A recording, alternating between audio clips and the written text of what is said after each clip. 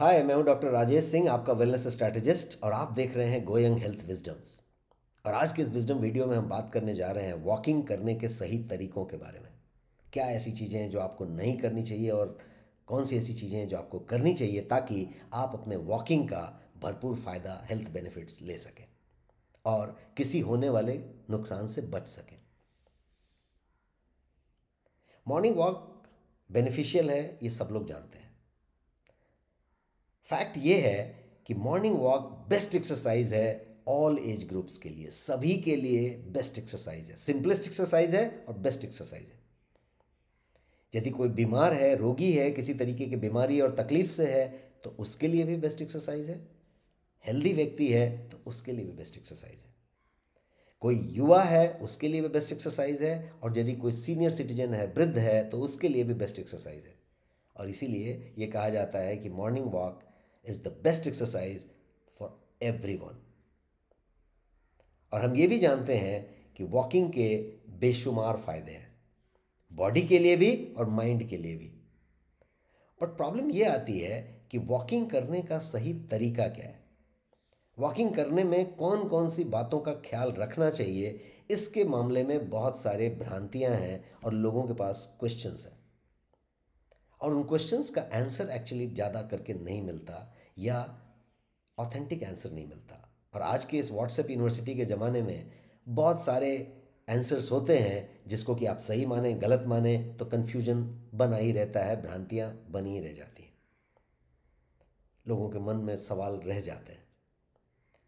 Walking करने का सही समय क्या है? कुछ लोग कहते हैं कि वॉकिंग करते समय पानी पीना चाहिए कि नहीं पीना चाहिए। कुछ लोग कहते हैं कि इस उम्र में इतनी चलनी चाहिए कि नहीं चलनी चाहिए, ऐसा होना चाहिए कि नहीं होना चाहिए, कितना हज़ार कदम होना चाहिए।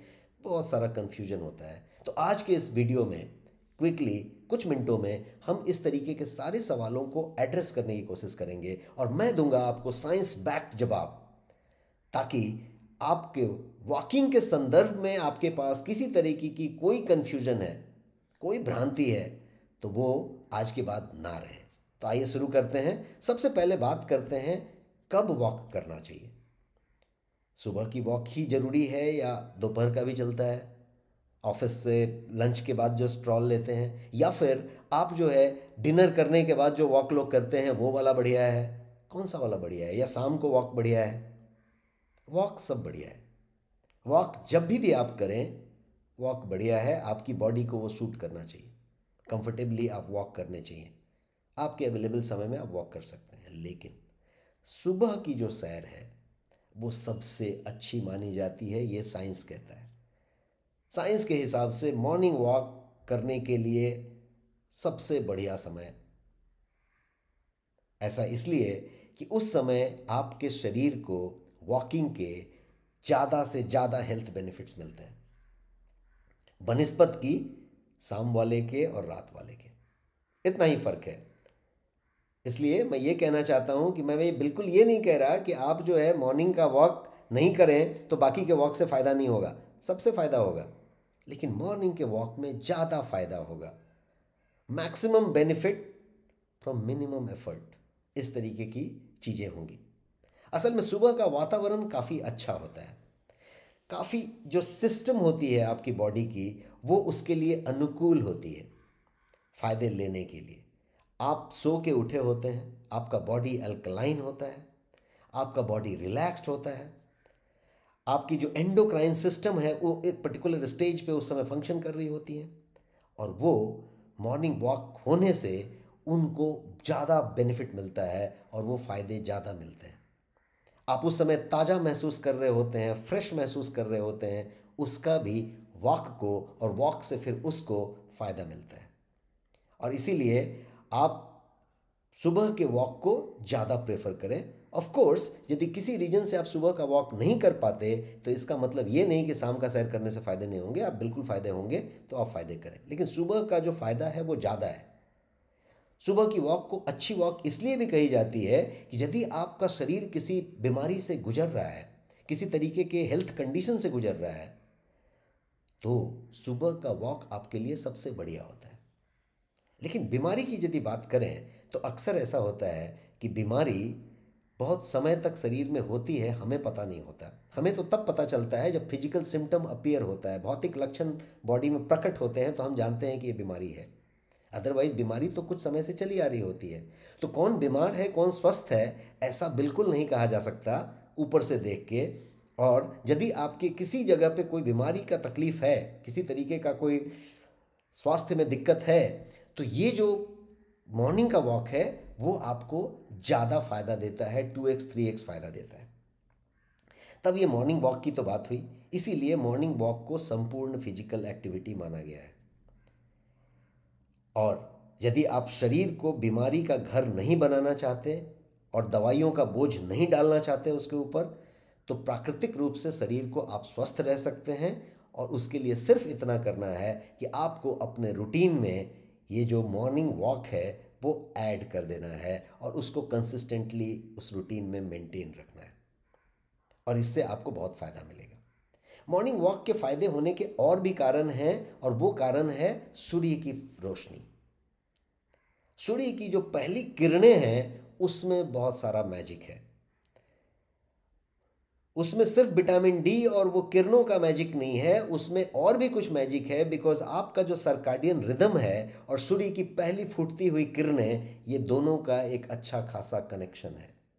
और वो कनेक्शन इतना डीप है कि ये पूरी तरीके से आपके बॉडी के एंडोक्राइन सिस्टम को संचालित करता है, प्रभावित करता है, और आपकी बॉडी के अंदर किस तरीके से क्या चल रहा है इसको ये पूरी तरीके से डिफाइन कर सकता है।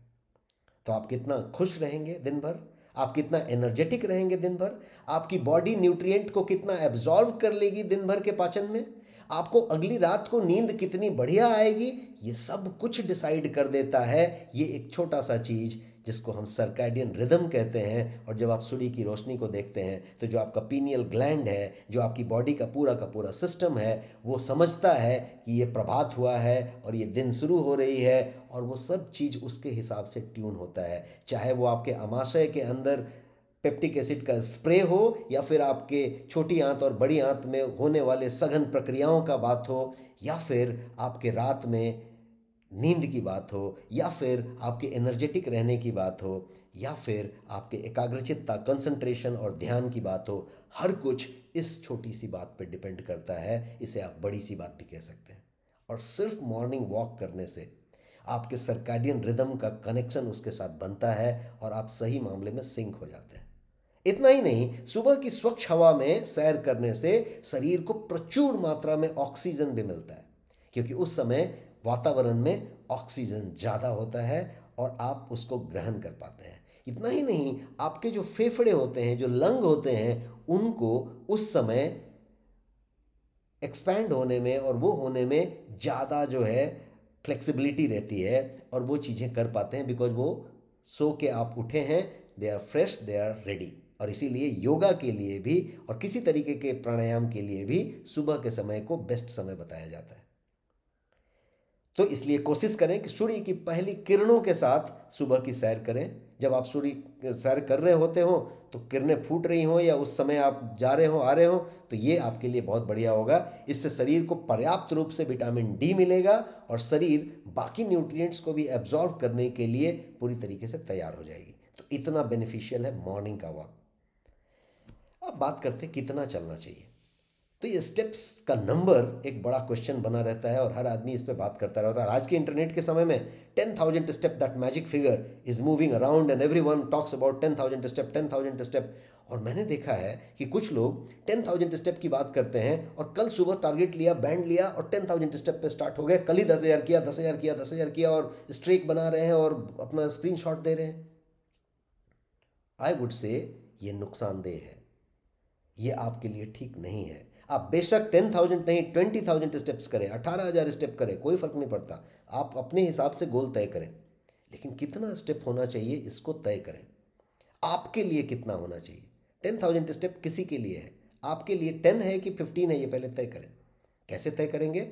आपके उम्र के हिसाब से, आपके फिजिकल कंडीशन के हिसाब से, आप किस तरीके की बीमारी से किसी ग्रसित हैं तो उसके हिसाब से, आपका बॉडी कितना कंफर्टेबल महसूस करता है, कितना थकता है, कितना फ्रेश रहता है, इसके हिसाब से, आप जहाँ पे रहते हैं वहाँ का तापमान कैसा रहता है, इसके हिसाब से, आपके पास समय कितना अवेलेबल है इसके हिसाब से भी, क्योंकि हो सकता है कि आप बहुत व्यस्त हैं और आपने नंबर ले लिया है और हो नहीं रहा है, तो उससे और उल्टा फ्रस्ट्रेशन आपके पास आता है, दबाव आता है, आप स्ट्रेस में जाते हैं।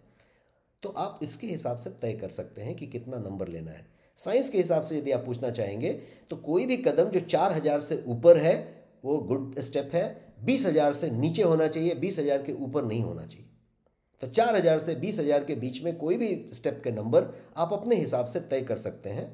उदाहरण के तौर पे यदि आपने 8,000 कदम तय किया तो 8,000 कदम आपने लिया। अब आपको ये तय करना है कि आज आप कितना कदम चलते हैं। उसके लिए जो बैंड आपने लिया, जो ऐप आप यूज़ कर रहे हैं, उसको बिना वॉकिंग पे गए चेक कर लीजिए। वो बताएगा 3,000 4,000 जो भी नंबर बताएगा वो नंबर ले लीजिए। ये आपका प्रेजेंट नंबर है और आपने 8,000 नंबर जो लिया है वो आपका भविष्य का नंबर है कि ये आपका टारगेट है। तो यहाँ से यहाँ जाने के लिए आपका रूट मैप ऐसा होना चाहिए कि आपको कभी भी 1,000 से ज़्यादा कदम सप्ताह में ऐड करने की ज़रूरत नहीं है, वो अनहेल्दी होगा। तो आप एक सप्ताह में 1,000 कदम ऐड कर सकते हैं। तो आप ऐसा भी कर सकते हैं कि हर रविवार को आपने जो है 1,000 नया कदम ऐड कर दिया, अब उस वीक में वही चल रहा है। फिर अगले संडे को 1,000 और ऐड कर दिया, अब इस वीक में वही चल रहा है। आप 500 भी ऐड कर सकते हैं, 200 भी ऐड कर सकते हैं, लेकिन 1,000 से ज़्यादा ऐड वीकली ना करें और 3 4 5 वीक में आप उस टारगेट तक पहुंच जाएं जो टारगेट आपने लिया है। तो धीरे धीरे उसकी तरफ बढ़ें और 10,000 स्टेप के उस मैजिकल नंबर के पीछे दीवाने होके भागे नहीं, क्योंकि वो नुकसानदेह हो सकता है आपके लिए। मैं ऐसा इसलिए कह रहा हूँ कि मैं वेलनेस स्ट्रेटजिस्ट के तौर पे काफ़ी लोगों को मिलता रहता हूँ और देखता रहता हूँ, और मैंने ये देखा कि बहुत सारे बुजुर्ग लोग 10,000 स्टेप ले लिए हैं और 10,000 के पीछे भाग रहे हैं, which is not good for their health. हो सकता है कि कोई बुजुर्ग फिटनेस फ्रेक हो और उतना सारा फिजिकल फिटनेस बना के रखा है और वो 15,000 भी करते हैं, दैट्स फाइन। बट 10,000 आपका लिए ठीक है क्या, ये पता करने के लिए आपको लेना पड़ेगा। और ख़ास करके यदि आपको किसी तरीके का हार्ट हेल्थ का प्रॉब्लम है, किसी तरीके का ब्लड प्रेशर है, तो आपको आपके डॉक्टर से पूछना चाहिए कि आपको कितना स्टेप लेना चाहिए। ये आपको डिसाइड नहीं करना चाहिए, क्योंकि बॉडी को आप जो है डॉक्टर के साथ समझें और फिर लें। तो मेरा यही फिर से रिपीट है, 4,000 से 20,000 के बीच का कोई भी कदम जो आपका बॉडी कंफर्टेबली ले सकता है और आप उसको कर सकते हैं वो लीजिए और धीरे धीरे ग्रेजुअली बढ़िए। सो दैट्स अबाउट कितना चलना चाहिए। अब बात आती है कि स्पीड क्या होनी चाहिए, पेस क्या होना चाहिए। और ये एक ज़रूरी क्वेश्चन है, क्योंकि बहुत लोग वॉक को ऐसा टहलना भी समझते हैं। दोनों का मतलब वॉक ही होता है, लेकिन टहलने का मतलब आप समझ रहे हैं। मैं ये कहना चाहता हूँ कि हमने फ़ोन लिया और हम निकले हैं और हम बस 5 ही 10 मीटर में घूम रहे हैं, धीरे धीरे हम बिल्कुल टहल रहे हैं और हम सोच रहे हैं कि हम वॉक कर रहे हैं, और भी आधे घंटे के बाद आए और बोला हम वॉक किया आधा घंटा। बिल्कुल नहीं किया। आप यदि किसी के साथ बातचीत कर रहे हैं और बस 2 4 कदम 10 कदम इधर उधर हो गए, समझो 100 मीटर आपने वॉक कर लिया और बातचीत कर लिया और आधा घंटा बिता लिया, आप बोले आधे घंटे वॉक कर लिया, बिल्कुल नहीं किया। क्योंकि बॉडी के अंदर वो पेस नहीं आया, वो इफेक्ट नहीं आया। वो इफेक्ट आएगा तो वो बेनिफिट्स मिलेंगे। इफेक्ट क्या है? तो आपकी सांस तेज चलेगी, आपका जो है रक्त संचार का स्पीड बढ़ जाएगा, आपकी धमनियाँ जो है डिफरेंट ऑपरेट करने लगेंगी, आपके शरीर के अंदर पूरी तरीके से चेंजेस आने लग जाएंगे। यहाँ तक चेंजेस होते हैं कि आप यदि फिटनेस बैंड पहनते हैं या कुछ करते हैं तो आप नोटिस करेंगे कि आप यदि बहुत तेज तेज कहीं चल दिए या कुछ हो गया थोड़ी देर तक, तो ये पूछने लग जाता है कि आर यू वर्किंग आउट, या आप ब्रिस्क वॉक में हैं, येस और नो, तो आप उसको कहते हैं कि हाँ हाँ वॉक में हूँ। तो आइडिया ये है कि वो सेंस करने लग जाता है, बिकॉज बॉडी में उतने सारे स्वेटिंग का तरीका चेंज हो जाता है, ब्रीदिंग का तरीका चेंज हो जाता है, हर चीज़ चेंज हो जाता है। तो ये तो स्वेटिंग, ब्रीदिंग, ये सब तो हम महसूस कर पाते हैं, देख पाते हैं, लेकिन शरीर के अंदर ऐसी सहस्त्र प्रक्रियाएं चल रही होती हैं। पूरा बॉडी एंजाइमेटिक रिएक्शन पे चल रहा होता है, केमिकल निर्माण हो रहा होता है, केमिकल की डिलीवरी हो रही होती है, केमिकल का सप्लाई हो रहा होता है, एब्जॉर्बेंस हो रहा होता है, कहीं पे उसको एक्सक्रीशन हो रहा होता है, एंडोक्राइन सिस्टम काम कर रही होती है।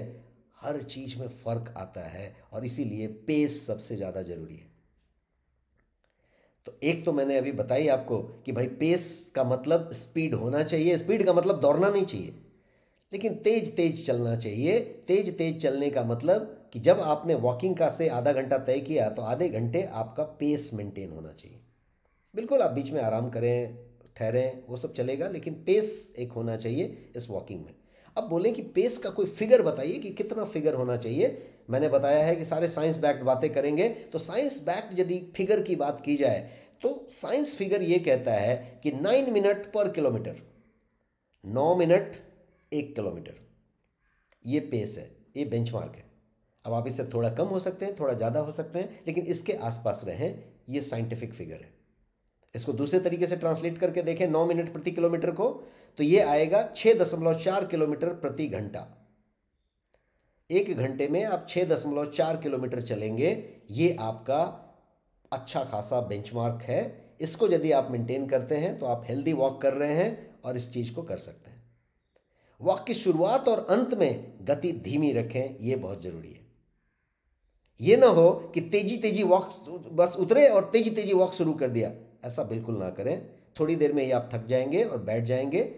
वॉक को हमेशा धीरे धीरे शुरू करें, वार्म अप दें, धीरे धीरे शुरू करें। और वॉक ख़त्म होने से 5 मिनट पहले, 4-5 मिनट पहले आप लगे कि अब आपने घर के करीब आ रहे हैं, तो पेस को स्लो कर दें, धीरे धीरे कर दें। और यदि आप तेज तेज चल के भी अपने घर तक पहुंच गए हैं तो अपने घर के बाउंड्री में ही और कहीं पे आप धीरे धीरे पेस से थोड़ा सा घूम लें। सीधे तेज तेज चलते हुए जाके बैठ मत जाएं सोफा में। आप अपने पेस को शुरुआत भी धीरे धीरे करें और 4-5 मिनट पहले धीरे धीरे धीरे धीरे इसको पेस को कम कर दें शुरुआत और अंत में। एक और सजेशन देना चाहूँगा स्पेस से रिलेटेड कि आपकी बॉडी को कूल डाउन होना चाहिए, ये चीज़ें होनी चाहिए। तो कूल डाउन होने के लिए और भी कुछ चीज़ों की ज़रूरत है। अपने कंधों को रिलैक्स करें। आप बोलेंगे कंधे तो ऑलरेडी रिलैक्स्ड हैं, बट आप जब नोटिस करेंगे तो कंधों को रिलैक्स करने की ज़रूरत पड़ेगी। कंधों को रिलैक्स करें और हल्के पीछे की ओर ले जाएं इसे, कंधे को थोड़ा पीछे की तरफ ले जाएं। इससे आपके फेफड़ों को ज़्यादा हवा मिलेगी, लंग को ज़्यादा ऑक्सीजन लेने का मौका मिलेगा। तो दैट्स अबाउट द पेस। अब बात करते हैं कि पेस तो हो गई, लेकिन पेस के अलावा एक बात आती है कि भाई पानी पीना चाहिए कि नहीं पीना चाहिए। बहुत लोग को आप देखते हैं कि पानी का बॉटल लेके वॉक करते रहते हैं। कुछ लोग वॉक करते करते पानी पीते रहते हैं।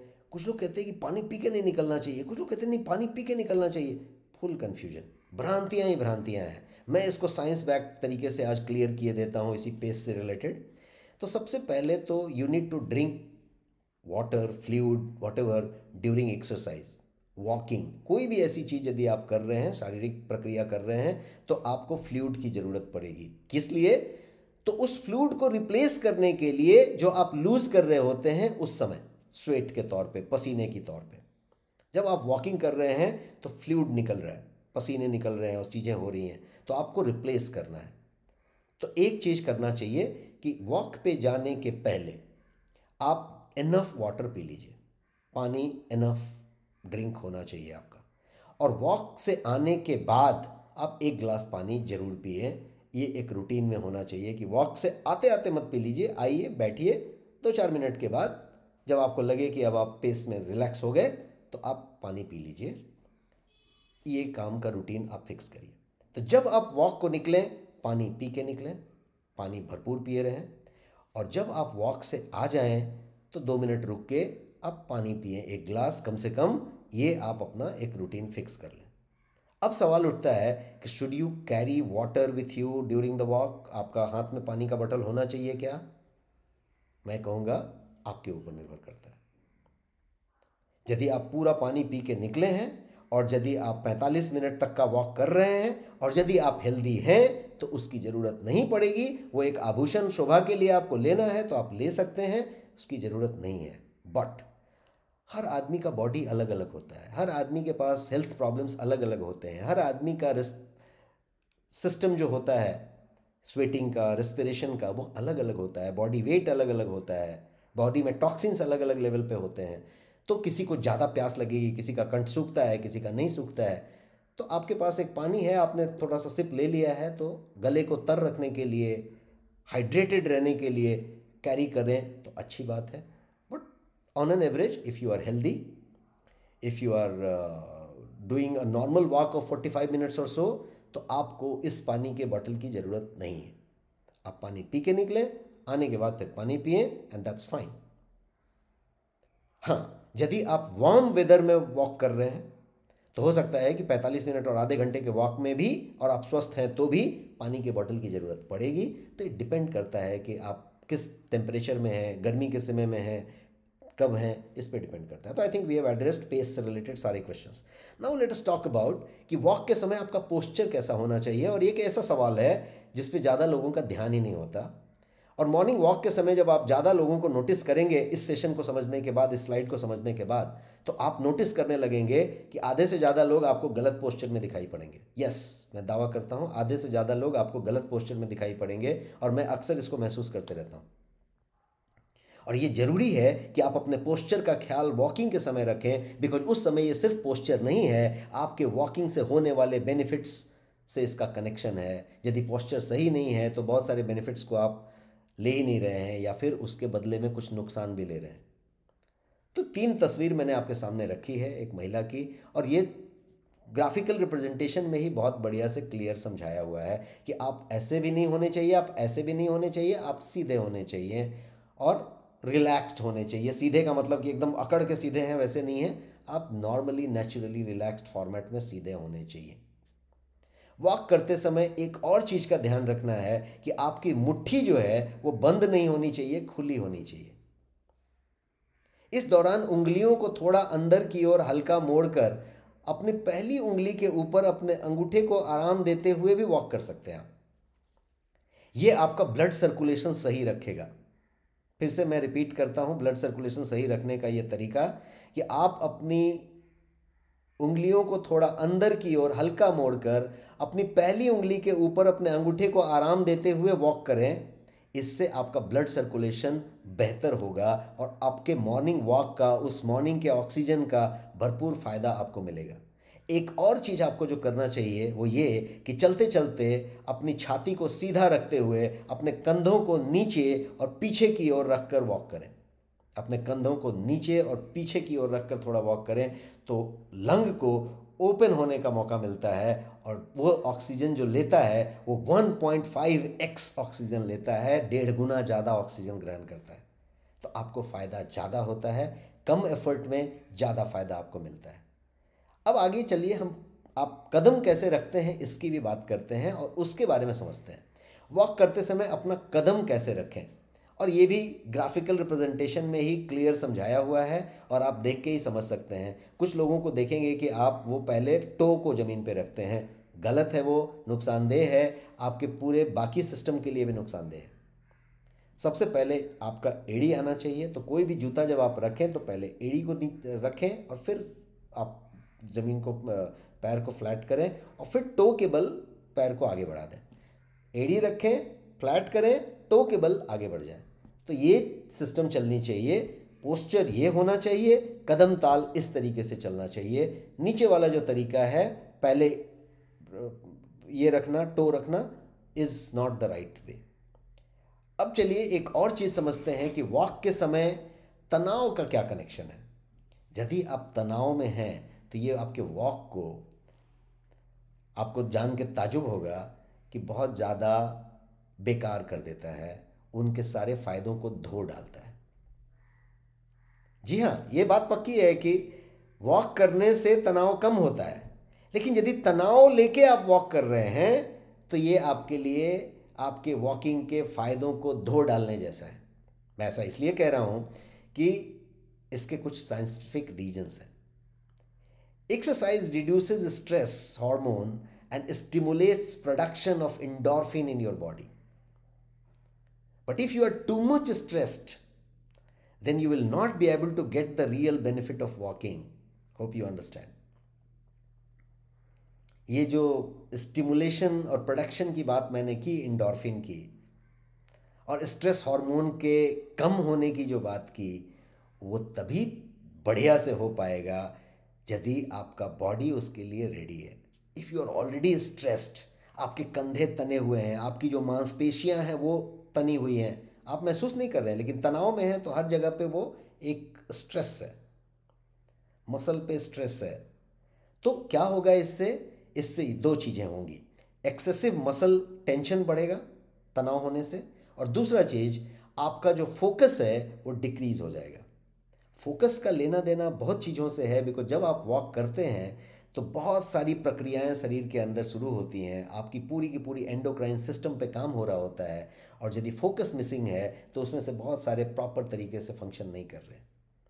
और जब आपके एक्सेसिव मसल टेंशन का फॉर्मेट आपकी बॉडी में है तो आप जो है इसका फ़ायदा नहीं ले पा रहे हैं। इसीलिए वॉक करते समय किसी प्रकार के मानसिक तनाव ना लें, रिलैक्स हो जाएं। वॉक करते समय हल्की गहरी सांस लेने की आदत डालें और पॉजिटिव बातें सोचें। इसके लिए आप बढ़िया सा कान में कोई म्यूज़िक डाल सकते हैं, किसी तरीके का कोई पॉडकास्ट सुन सकते हैं, किसी तरीके का कोई ऑडियो बुक ले सकते हैं, और वैसी बुक जो आपको हंसाती हों, गुदगुदाती हों, गुनगुनाने पे मजबूर करती हों, या फिर कुछ पॉजिटिव डोज दे रही होती हों। तो इस तरीके की चीज़ें करें, और मॉर्निंग वॉक के वक्त मोबाइल ऑफ रखें, अकेले वॉक करें, ये ज़्यादा बढ़िया। यस, यदि कोई ऐसा है जिससे बात करके आपको पॉजिटिव एनर्जी मिल रही है, खुशी मिल रही है, तो आप वॉक करें, बात करें, कोई फ़र्क नहीं पड़ता। लेकिन फ़ोन लेके सोशल मीडिया या किसी के साथ यदि आप कर रहे हैं तो उससे नुकसान है। इसलिए मैं कहूँगा कि मोबाइल उस समय ऑफ रखें। उस मोबाइल का इस्तेमाल म्यूज़िक के लिए, पॉड के लिए, या किसी तरीके का ऑडियो सुनने के लिए आप बिल्कुल कर सकते हैं। That's about that. अब कुछ एक और टॉपिक लेते हैं, और वो टॉपिक मैंने सोचा ज़्यादा ज़रूरी है, क्योंकि ये एक सवाल हमेशा भ्रांति बनी रहती है कि भाई जब वॉक करना चाहिए तो वो ब्रेकफास्ट के बाद करना चाहिए, ब्रेकफास्ट के पहले करना चाहिए। और ये सवाल मैंने देखा है कि काफ़ी ज़्यादा लोग पूछते रहते हैं, और आंसर किसी के पास नहीं होता, भ्रांति होती है। मैं इसका साइंटिफिक आंसर देता हूँ आपको। यह जानना भी ज़रूरी है कि मॉर्निंग वॉक के पहले ब्रेकफास्ट करने से मेटाबॉलिज्म बूस्ट होगा कि नहीं होगा, और इससे वज़न कम करने में कितना फ़ायदा मिलेगा। बिकॉज बहुत सारे लोगों का जो मॉर्निंग वॉक है या वॉकिंग जिस टाइम में भी है, वो कनेक्टेड है उसके किसी स्पेसिफिक हेल्थ गोल से। वो या तो वज़न कम करना चाहता है, या तो फिर टोन अप होना चाहता है, या कुछ और करना चाहता है, उसका एक गोल है। और इसलिए वो इसके साथ बहुत ज़्यादा कनेक्टेड होता है कि मेटाबॉलिज्म बूस्ट होगा कि नहीं, इसके साथ बहुत कनेक्टेड होता है कि इससे वज़न कम करने में फ़ायदा मिलेगा कि नहीं, और इसीलिए ये क्वेश्चन ज़्यादा इंपॉर्टेंट हो जाता है। रिसर्च ये कहते हैं कि मॉर्निंग वॉक के दौरान अगर ब्रेकफास्ट नहीं कर रहे हैं, या खाली पेट सुबह की सैर पे यदि आप जाएं, तो इससे ज़्यादा कैलोरी बर्न होती है, और शरीर से ज़्यादा चर्बी जो है निकलता है या गलता है। यदि आप बिना ब्रेकफास्ट किए मॉर्निंग वॉक करते हैं और आप थक जाते हैं, तो आपको कुछ खा के जाना चाहिए। तो ये अगेन मैं इसको कनेक्ट करना चाहता हूँ कि ये आपके बॉडी टाइप पे डिपेंड करेगा। यदि बहुत परेशानी आपको होती है बिना नाश्ता किए, तो हल्का ब्रेकफास्ट करें। ज़्यादातर लोगों के लिए, स्वस्थ लोगों के लिए मैं ये सलाह दूंगा कि हल्का ब्रेकफास्ट करें। साइंस भी ये कहता है, साइंस बैक्ड ये बात है। और ये बेहतर रहेगा कि मॉर्निंग वॉक के पहले आप जो है हल्का कुछ खा लें, जैसे एक बनाना खा लें, दैट्स गुड थिंग। आप आलमंड्स कुछ खा लें, रात में भिगो के आलमंड्स रख दें, 5-10 कोई बादाम के दाने, और वो सुबह में एक अपने हैबिट स्टैकिंग कर दें, प्रोग्रामिंग कर दें माइंड में कि जाने के पहले आपने वो आलमंड्स जो हैं भिगोए हुए आपने चबा लिए हैं और चले गए हैं। कुछ फ्रूट्स खा सकते हैं आप, हल्के 1-2 fruit, banana could be the best one. Heavy नाश्ता ना करें, वॉक पे जाने के पहले हैवी नाश्ता ना करें। लेकिन जब आप वॉक से वापस आएँ सुबह के वॉक से, तो उसके बाद हैवी नाश्ता ज़रूर करें। इसका भी हैबिट स्टैकिंग करें, क्योंकि उसका आपके मेटाबॉलिज्म से, वेट लॉस से बहुत ज़्यादा कनेक्शन है, और आपके दिन भर के पाचन की इफ़ेक्टिवनेस से भी उसका लेना देना है। तो ब्रेकफास्ट करें वॉक के पहले की बाद। मेरा कहना है कि आप हल्का कुछ खा के निकलें। It could be some dry fruit, it could be fruit, it could be one banana, it could be something. And आने के बाद आप जो है प्रॉपर हेवी नाश्ता करें। तो ये हम बातें कर रहे थे मॉर्निंग वॉक के सही तरीके के बारे में, एंड ऐसी चीज़ों के बारे में जो आपको ज़रूर मालूम होना चाहिए कि मॉर्निंग वॉक में कोई चीज़ आप गलत तो नहीं कर रहे। मैंने कोशिश की कि ज़्यादा से ज़्यादा पॉइंट्स कवर करूं, और सब कुछ साइंस बैक्ड फैक्ट्स के साथ मैंने आपको देने की कोशिश की। और आई एम श्योर कि आप जो है कंप्लीट क्लियर हो गए होंगे, हर भ्रांति को हटा लिया होगा, और अब वॉकिंग के संदर्भ में आपके पास कोई भ्रांति या कन्फ्यूजन नहीं बचा है। That's all in this session. फिर मिलेंगे किसी और टॉपिक के साथ गोयंग हेल्थ